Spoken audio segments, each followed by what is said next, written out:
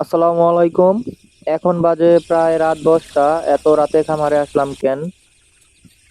এই যে বাচ্চাগুলো দেখতে পারতেছেন, মাশাআল্লাহ। এই বাচ্চাগুলোর বয়স হলো আজকে 9 দিন বা 10 দিন এরকম হবে। এই বাচ্চাগুলোকে অটো বুডার দিয়ে বোর্ডিং করতেছি। আর মূলত আমার আসার কারণ হলো এই বুডারটা আমি ডাকতে মনে নাই আমার। এই কারণে এত রাতে আসলাম যে বুডারটা ডাইকা দেওয়ার জন্য।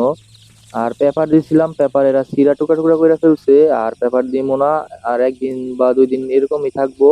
এই পেপার গুলা ফালাই দিমু। পরে সরাসরি মাটির মধ্যে ছেড়ে দিমু।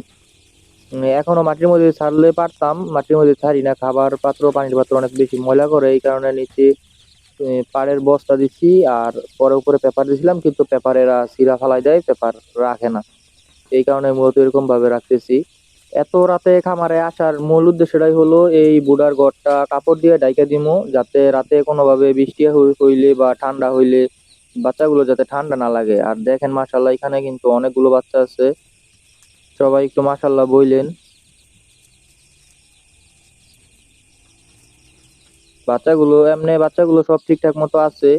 কারণ গাফিলতি করা যাইব না। একদিন যদি একটু অবহেলা করি, পরে যদি বাচ্চাগুলো ঠান্ডা লাগা যায়, তখন আবার আরো সমস্যা।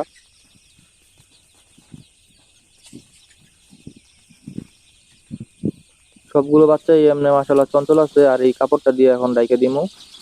যারা এখন আমার এই চ্যানেলটা সাবস্ক্রাইব করেন না, চ্যানেলটা সাবস্ক্রাইব করে দেন। ভিডিওটা যদি ভালো লাগে তাহলে একটা লাইক দিয়ে দিন। আর ফেসবুক থেকে যদি দেখে থাকেন তাহলে চ্যানেলটা ফলো দিয়ে দিন। আমার সাথে যোগাযোগ করতে চাইলে আমার একটা ফেসবুক পেজ আছে, আলামিন এগ্রো নামে। এই পেজে মেসেজ দিন বা ফোন দিন, তাহলে আমার সাথে যোগাযোগ করতে পারবেন। যেটা স্ক্রিনে আপনারা দেখতে পারতেছেন, এই পেজটার মধ্যে মূলত।